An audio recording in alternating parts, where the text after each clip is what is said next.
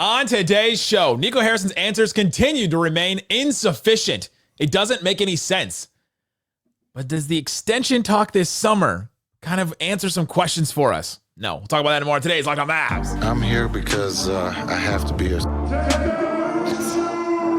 Explain yourself. Sorry. You are Locked On Mavs. Great, Rusty. Your daily Dallas Mavericks podcast. It just said it right there. The Locked On Podcast Network. Your team every day. Dallas is going to get a seat at the table. This is really where it's headed right here. That is the most depressing thing I've ever heard. And welcome. You are locked on to the Dallas Mavericks, where we're laughing through the pain. My name is Nick Angstadt, media member, NBA channel manager of the Locked On Podcast Network, your team every day. Thanks for being an everydayer. Making Locked On Mavs your first listen today, second, third, whatever listen of the day it is for you. Today's episode is sponsored by Game Time. Download the Game Time app, create an account, use that code LOCKEDONNBA for $20 off your first purchase. Today's episode, we'll get into the who's coming back to the Dallas Mavericks. We'll talk about the when, the timing of the deal in general. But I'm joined, as always, by co-host, media member, the recovering reject. What you got for me, Isaac Harris?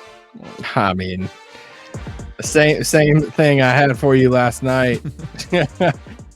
Same thing I had for you watching this Mavs team play the Cavs earlier. You watched that? And I'm, the thing that's made my day better is Slightly's hair looking good. Thank you. Speaking of, from the Great Slightly Biased YouTube channel to Three Man Weave, what you got for me, Slightly Biased? Well, I mean, this is a historic episode from this channel. I mean, I don't know. Like, there's not a lot of words to describe what just happened in the last 24 hours. Breaking news, we have a tweet from LeBron. God, Really? no, are you? What do you say? This The Weeknd album better hurry up. It never disappoints. What? The album already came out. No, hurry up tomorrow is the album. Oh, man. Let's start here, gentlemen. Wow, he really did tweet that. That's He hilarious. did just now. We have been trying to look for answers since last night, right? I don't know how many of us have slept. I didn't sleep very much. And I know a lot of Mavs fans didn't sleep. I know a lot of them were part of a protest at the AAC and left a lot of their Mavs gear there. And I know I've been getting comments and tweets and posts all day about how I'm giving up on the Mavericks. I'm never coming back. And we've seen what this decision to trade Luka Doncic has done so far to the franchise. And I talked about that this morning and talked about hopefully Nico Harrison knows what he just did because he better be right about it. And so now we're left with, all right, well, let's answer the question about why he thinks he's right about it. Isaac, why? Why did Nico make the trade now? Yeah, I mean, I think if you have to boil it down to one sentence, it ultimately came down to they determined that the antics around Luka just weren't worth it. I mean, if you just have, and that's where, you look at some of the stuff we've talked about on this show for the past few years of the stuff that so everybody knew as far as like the complaining, the conditioning stuff, there's some more, stuff, but it's just like, okay, like it was enough to pull the plug on a generational talent. And it's like, I get the culture stuff. I get when you're trying to build a culture. And ever since day one, Nico has talked about culture and what you finding the people that you're building a culture around. And it just doesn't feel like it was enough. Like it really were like, it was really that bad that you just don't want to. And that's the part that's just tough, man. I'm still just left with these answers just aren't sufficient enough. It's not good enough, right? Slightly like if you have those issues with a star player, you deal with them as a star player. That you don't want to pay them. Everybody's going to get paid eventually. SGA is going to get an insane deal, and Luka would get the same thing. Everybody's got to play under the same rules, and you just pay that guy and you deal with the problems. Every team with every star player does it until it becomes too much, and then they go get a huge package for him, and they didn't get a huge package for Luka. Yeah, I mean, I think the press conference and everything today, you just got the runaround and you got these excuses and, hey, we were worried about this and worried about this. None of these excuses make any sense whatsoever. They said, well, you see teams are gearing up to go out and try and get Luka Doncic. Okay, if you don't want to give him the extension, you just said in the summer, we could trade this guy for literally whatever we want if that's the direction we wanted to go. I think the reality is, and I mean, I don't have any direct inside sources. I asked around. I got the gist. I got the gist from the reporting yesterday. I got the gist from people I talked to that Nico did not like Luka. Like, just straight up didn't like him. I don't know on a personal level or whatever the case may be, but just straight up did not think that Luka Doncic was a guy who you could pay $350 million was going to lead your team to a championship. That's not just me saying that. They literally traded him. Like, they did it. So they didn't think that. Yeah, their actions proved it. Yeah. Yeah. I mean, you pay that guy $350 million. He's the top 3 player in the world. They didn't look at it that way. And when you look at the return, they clearly thought that there wasn't that much of a difference between Anthony Davis and Luka Doncic. Think about it. Like, the difference for them is one singular first round pick, basically, and Max Christie. That's it. Like, their actions speak so much louder than their words, and their words mean nothing to me. That press conference was terrible. They should not have done it. I straight up don't think they should have had that press conference. I know they had to, but they didn't have to. They could have said, hey, we're going to wait till the trade deadline, and then we're going to talk, because that was just a slap in the face. I mean, that was such an embarrassingly bad press conference that I can't believe they did it. What did we take from Kidd's response to the press conference? Because it looked like Nico kept trying to say, well, we are in line. I didn't have to talk to him about it. I know the types of players that he wants and all that kind of stuff. And Kid just didn't really say a lot. He was kind of looking off. He was not really engaging a lot. To me, it looked like he was a little uncomfortable with what Nico was saying. But man, it's hard for me to feel like I think Kid was on board with Nico doing that, even if he had no idea. You got slightly. Well, I was going to say, I mean, Kid saying, I found out in the 11th hour, that's basically his way of just being like, hey, I was not in on this. Like, I know you guys are going to look at me. I'm the coach, but I was not super involved in these trade talks. That's how I took it. Yeah. That's how I took his response to that. Yeah. I didn't read a lot into, Kid's body language. He's kind of like that all the time. And then it's like, what else is he supposed to do? Right. Like, he can't smile in that situation. No. Like, if you smile, he's going to get eviscerated.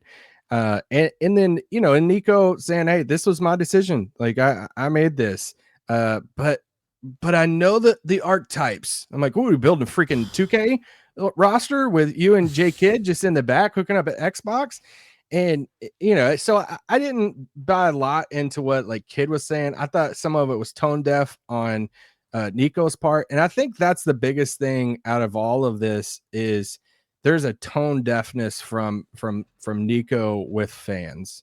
Yeah. And this is where I think if you want to, there's basketball stuff, there's culture stuff, there's all the different stuff, there's asset stuff, and it's just an asset mismanagement on that part. But I think the biggest thing that he doesn't see now that I could see, 5 years from now, 7 years from now, he might not ever admit defeat on the move, but I could see Nico admitting defeat on I underestimated a connection between a fan base and a star player.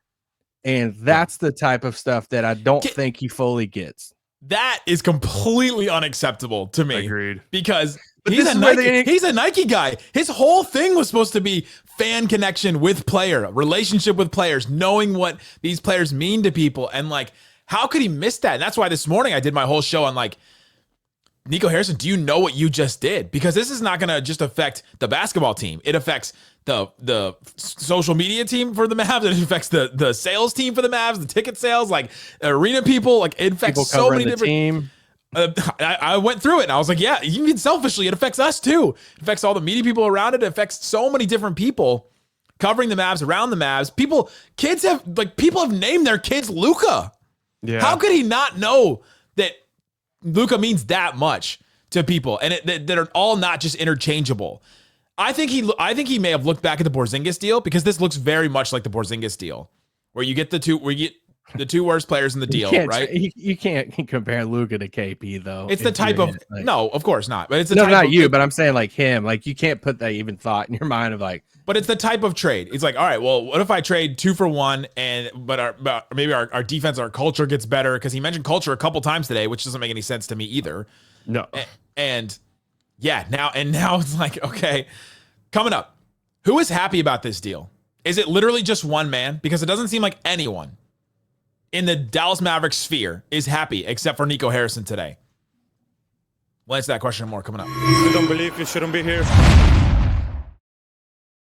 Today's episode of Locked On Mavs brought to you by Game Time. Download the Game Time app, create an account, use that code LOCKEDONNBA for $20 off your first purchase. Looking for the next tickets to your big event coming up? There's all kinds of stuff all the time in DFW, everywhere at Game Time. I love checking ticket prices. So they've got those Mavs Lakers tickets for April coming up. $177. They've gone up. That's a very specific number, by the way, 177.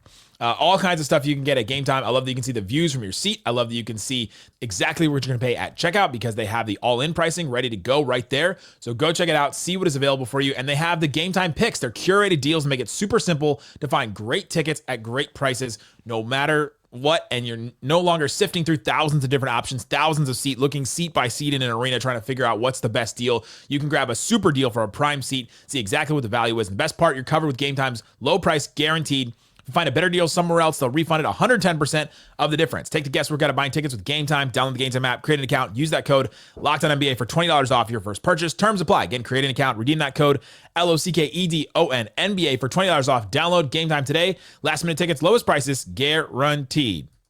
Shut it down! Let's go home!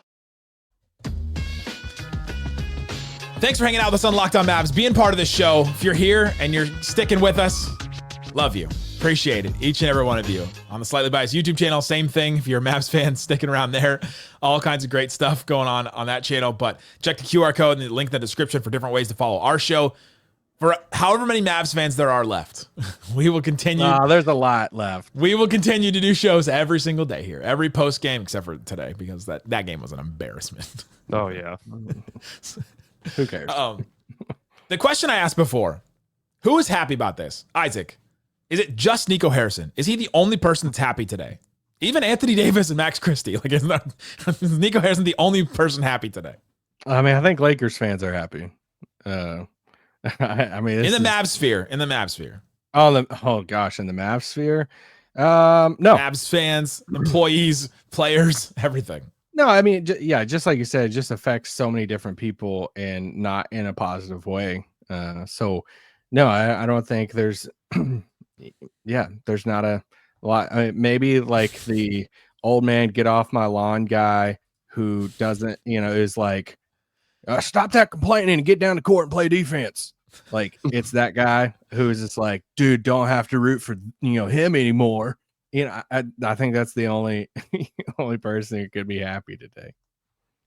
Yeah, Nico Harrison's happy. I mean, this feels to me like such an egotistical trade. Like, this was I am in charge of this franchise. I've been given the keys. It's my franchise. I thought the culture setting comments he made were incredibly telling. I mean, incredibly telling, that he basically implied that Luka was just kind of fit into the culture and didn't, I forgot his exact verbiage, but didn't push the Mavs culture in any ways. I thought that was incredibly telling. I think, again, it goes back to what I was saying. I mean, they gave you this runaround during the press conference, all these different reasons. They like Anthony Davis. They thought Anthony Davis fit in more than Luka Doncic. That's what happened. And that's not a good enough excuse. They got stonewalled in a negotiation with the Lakers where they gave up Luka Doncic. Like, how does this end with you not getting everything they have? Are they going to say no? That was my biggest. Are they going to say no? You call the Lakers, you say, hey, we have to have that 2031 pick or we're not doing it. And Lakers say no. You're saying, all right, you can have Luka, fine. My favorite part was when Nico was like, yeah, I just want to, commend Rob for keeping this under wraps. And just keeping it confidential. No joke.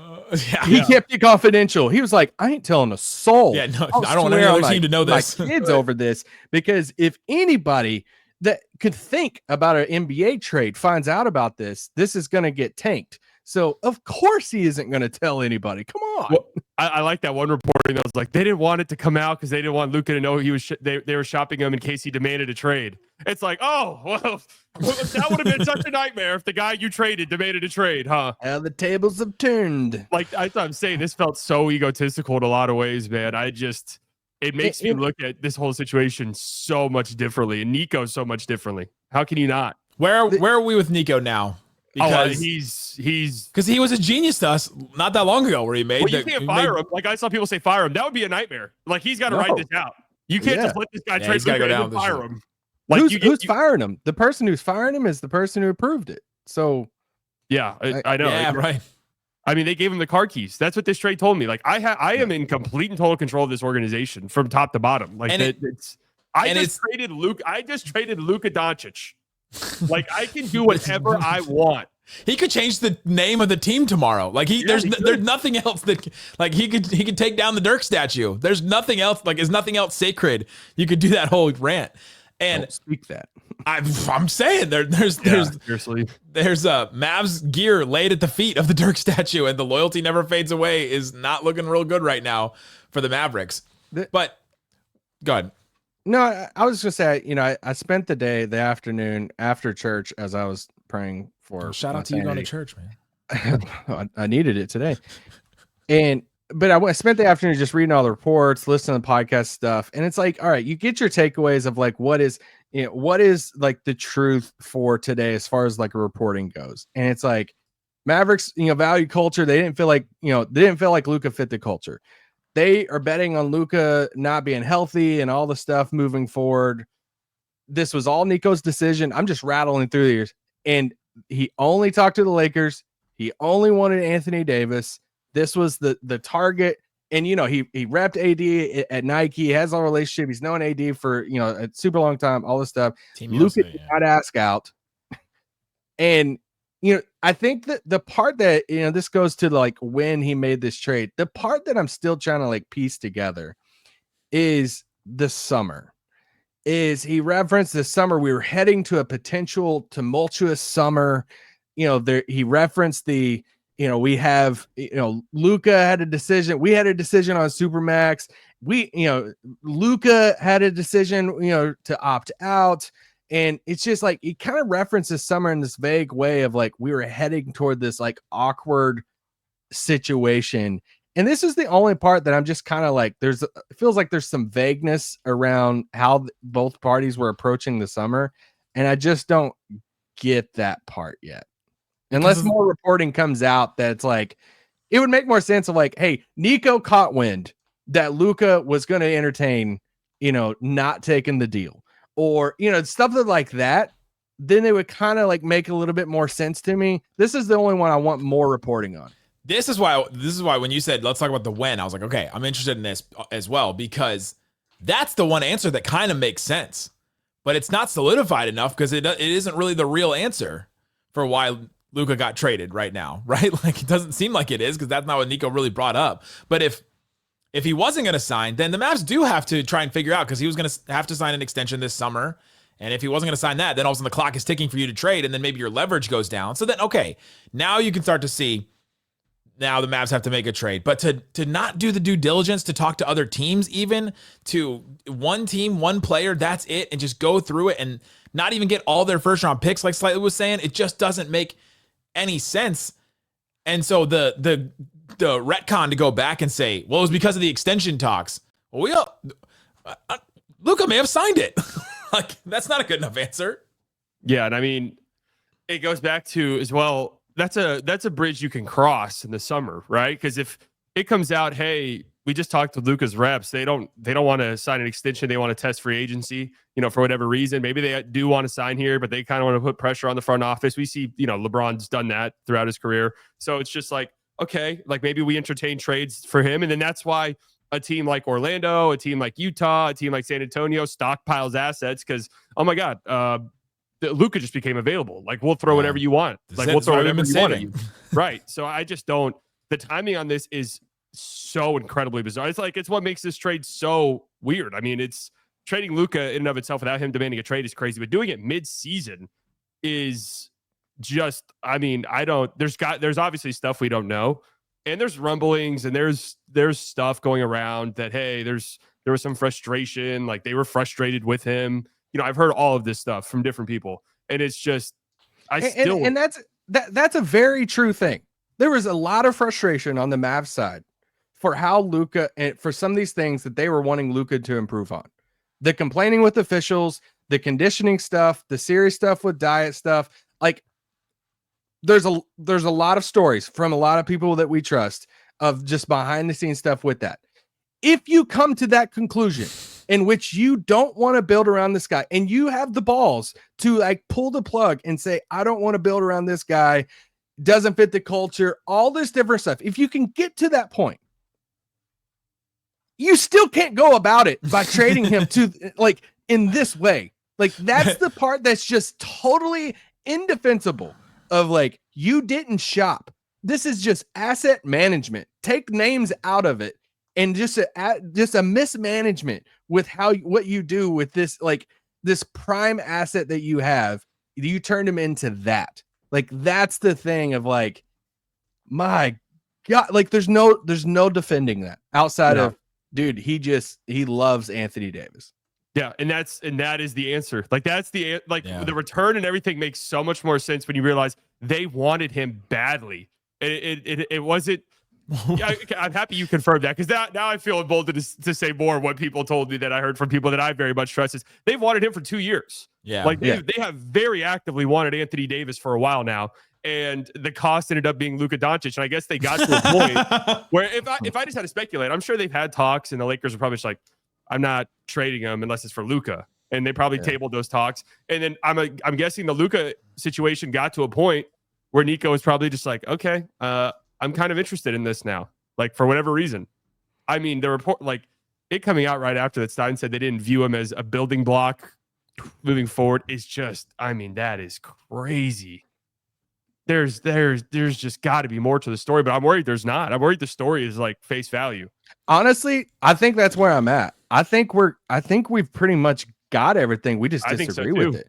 I think it just comes down to full circle at the very beginning of like the Mavs were kind of tired of the antics and they thought it was just not worth it anymore. And it's like, we're not going to build around that. This isn't, all that. And it's just, and that's the part. It's like, really? That's not worth it. I mean, there's relationships that, marriages that last longer than this. That I mean, Zach LaVine was on the trade block for 4 years. Like Miles Turner's still on it. Yeah, he couldn't have just wrote it out. Like Jimmy Butler's like, seriously, guys, can I not just get traded? I'm doing everything possible. Speaking of Zach LaVine, I'm gonna throw an audible coming up. De'Aaron Fox just got traded to the Spurs. Does this affect the Dallas Mavericks at all? Talk about that and more coming up. You don't believe you shouldn't be here. Today's episode of Locked On Mavs brought to you by Prize Picks. Prize Picks daily fantasy made easy. Basketball season is all the way heating up, and there's no better way to get in the action than with Prize Picks, the best daily fantasy place that you can go, with over 10 million members and billions awarded in winnings. That's billions dollars. Prize Picks makes it easy and fun to turn your sports knowledge into real money. So let's say you're like, I'm done with the Dallas Mavericks. Well, you can just do all kinds of other stuff. You can pay attention to the rest of the league, and this is a way to have fun and do that as well. And check it out. You can get up to 1,000 times your cash. Just pick more or less on at least 2 player projections. If you're right, you just have to do 2. So pick, if you're all of a sudden a Lakers fan today and you're like LeBron and Luka points, more or less, decide to pick that. Anthony Davis and Gafford blocks, more or less. You can do that probably too. Download the app today. Use the code LOCKEDONNBA to get $50 instantly after you play your first $5 lineup. That's code LOCKEDONNBA for $50 instantly when you play that first $5 lineup. Again, it just takes only 2 picks. You can do more than that for sure. You can combine NBA, NFL, all kinds of other sports too. Again, download the app, code LOCKEDONNBA. Prize Picks, run your game. Shut it down! Let's go home! All right, gentlemen, right in the middle of recording this, De'Aaron Fox just got traded to the San Antonio Spurs. Zach LaVine to the Sacramento Kings, and the Bulls are getting their own pick back, which is good for them, guys. And a bunch of others. Kings are getting 3 first-round picks. Seems like that seems like a lot. It seems like that's more than no other players in the deal. The Spurs are getting De'Aaron Fox, Jordan McLaughlin. Kings are getting Zach LaVine, C.D. Cisco, 3 first-round picks, 3 second-round picks. The Bulls are getting Zach Collins, Trey Jones, Kevin Huerter, their own 2025 pick back via San Antonio. So now they can tank, which is great for the Bulls.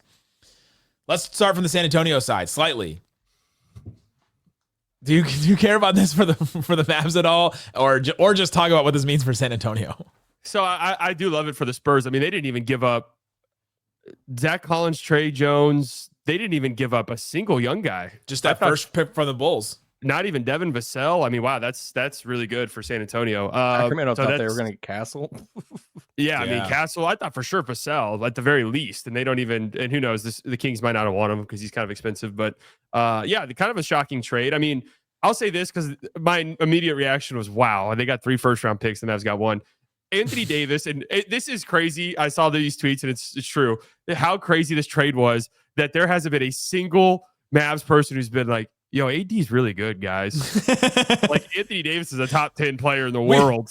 We will do that, but we're not going to pivot to that until tomorrow. So Yeah, right. tease to tomorrow's show. We won't do that. When you think about the picks part of this, you do have to remember that Anthony Davis is worth much more than Zach LaVine is. True. Significantly more.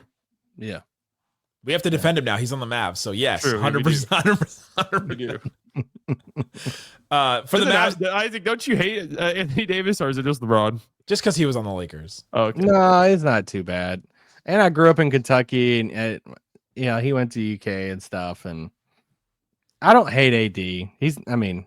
LeBron, it's a different story. The thing about I was just gonna say, I hope Mavs fans, whichever ones are left, are receptive of Anthony Davis because it is not his fault. we're talking like there's 5 people listening to us right you now. know, I think we're going to talk about it more tomorrow too about the Mavs moving forward. But Yeah. I said this to Nick earlier. Is this the most motivated that AD is going to be? Like everyone's kind of like looking him over right now. Is this the Luka trade? Which rightfully so. Like I'm not trying to say it shouldn't be. And it's like Mavs is going to suck. Like Mavs ain't going to do it. And it's like, I mean, this is a big bet on AD of like how good he is. He's the Luka replacement now, like kind of in Dallas. It's like, I don't know. And, the Lakers just traded him, gave up on him. And I don't know. I could just see it being a time for AD to be like, all right, I'm going to put the league even more on notice that I'm that guy. He's hopefully that's what he does for sure.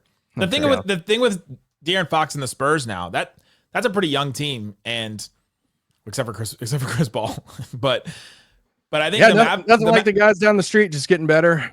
That's true, but I think the Mavs are on a different timeline than them now, because the Mavs timeline kind of got moved up a little, even though Luka's a win now player, but the Mavs are a win now team right now with the pieces they have.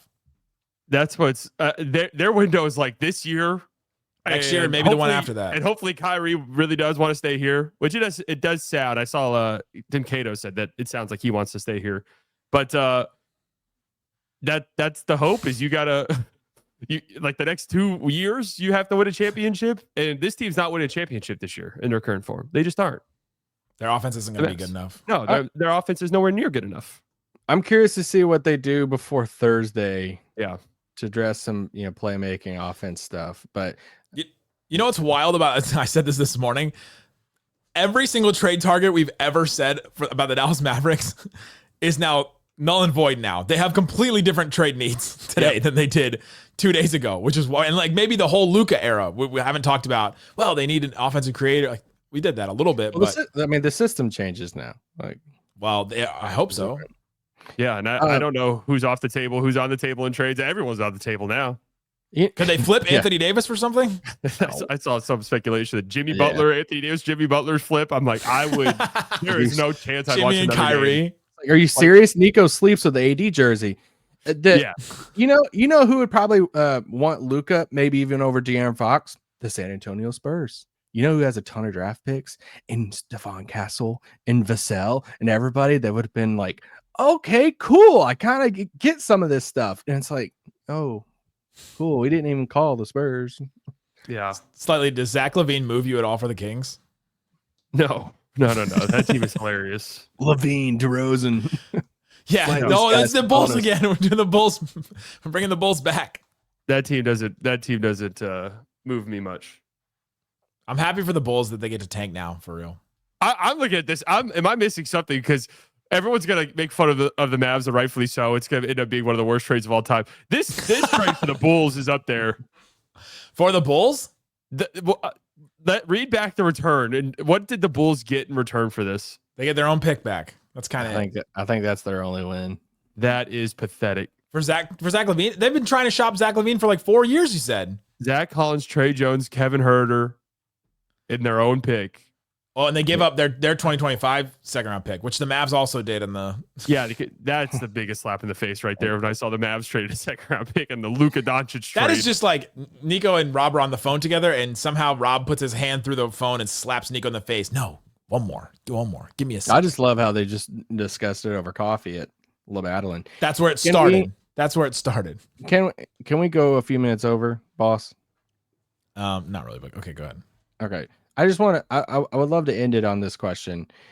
Because I want to get slightly in your opinion on this. if what would make it worth it over the next like few years? If the Mavericks win a title in the next 3 years, is it worth it? Because I feel like this has been something debated over the past 12 hours of Mavs fans, and I'd love to see how y'all feel. Should I go first? So I've pondered this as well, and I thought about it. And I've seen that even if the Mavs win, it's not worth it.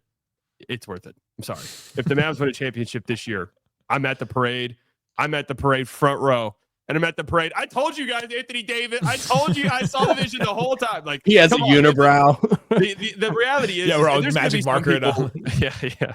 There's gonna be some people who are just Luka stands and then Luka fans, and they're just like they came into the team because of Luka. And if this is like the end of it for them, that's completely and totally understandable. Like no, that I completely and totally get it. You know, I've been a Mavs fan for a long time, and I'm still gonna be one. Like it's just at the end of the day, it's who I grew up rooting for, and you know, I still want them to win.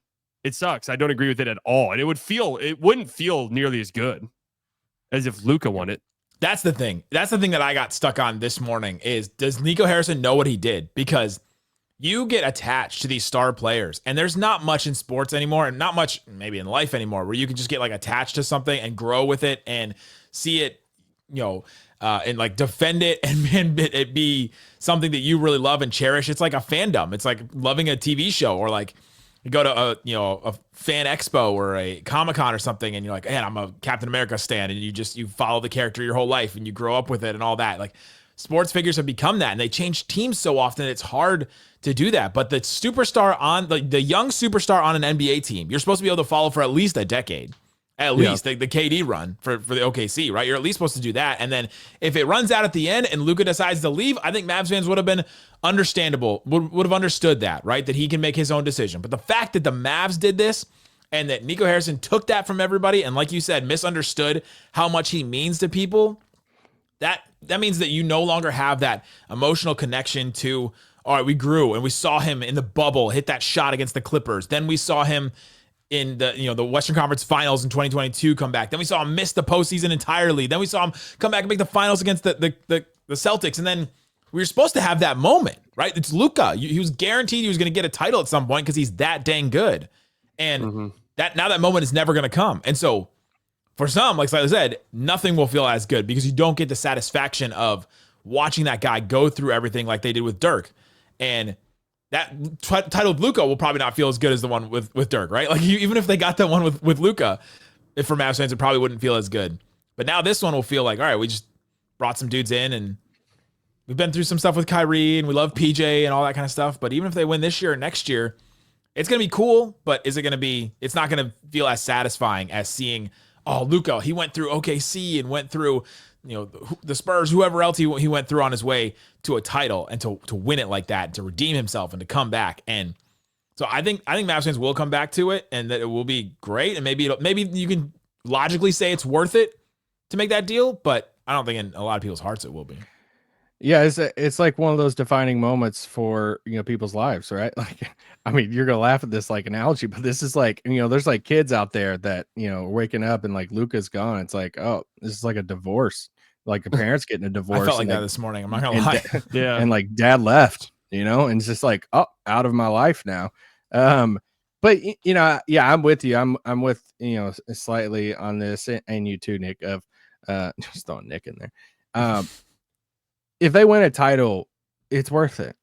I mean, but that margin is very, very thin to win a title, because also I think some people are underestimating, like, if they do win a title, there are memories, standing on business and all the stuff, and these like connections with the role players. And that means that AD or Kyrie is putting up historic, unforgettable, performances to win playoff series and all this stuff. Like, you're going to still, like, man, you win a title, it's going to be like this like insane moment. Might not feel the same, but like still, it's like a ring is a ring, and there's franchises out there that's just like desperate to even like make it to a conference finals. And that's the only way it's worth it. It's not, oh, they went to the finals. It's like, yeah, they went to the finals with Luka, and that was awesome, and that was sick, and we loved it. Like has to be winning. And like you said, that margin's so thin, and the team right now, as it's currently constructed, it's not winning. They don't. Ironically enough, I think they match up even worse for the Thunder now in some ways, and like the Nuggets in a playoff series now, I'm like, oh, it's kind of interesting with the Mavs. They match up pretty well against the Nuggets now, being huge. Yeah, but it's just now you just lost one of the best offensive engines in the league. How are you Thunder. replacing that? Big All your big problems winners become different. today. Big winners Thunder are today. huge winners. OKC.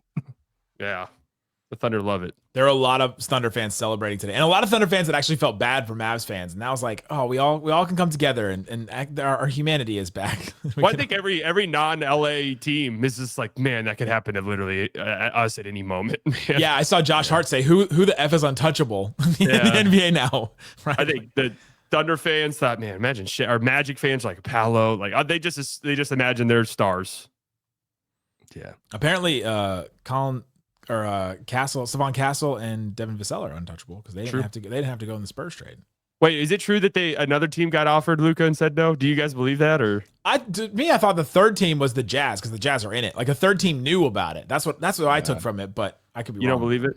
No, there was a report that there was another team that Luka was offered to, but the deal. I mean, I just don't know if we'll ever hear the light of day. What about who that team was? What do you think, Miami? I thought Celtics and Jaylen Brown. That's what my brain immediately went to. It was for a team. I think it was a young star. I think it was the Athletic. It was like a young star or something, but we'll never know, guys, because Paolo? you say Bronny? Yeah. We didn't even get Bronny back, guys. I mean, come on. If Nico wanted to really stick it to the Lakers, it's like Bronny's got to be in this deal. That you guys got to deal with the fallout of that. He's the second round pick that you have to throw in. Guys, thanks for hanging out with us on Locked On Mavs, being part of the show. We'll continue on here at Locked On Mavs. We'll have some more content all throughout the week. Keep following us. We'll have post-game shows with me and Slightly, shows in between with me and Isaac. Guys, thanks so much for hanging out with us on Locked On Mavs. Peace out. Boom. AD debut this week. Tune in. What I do with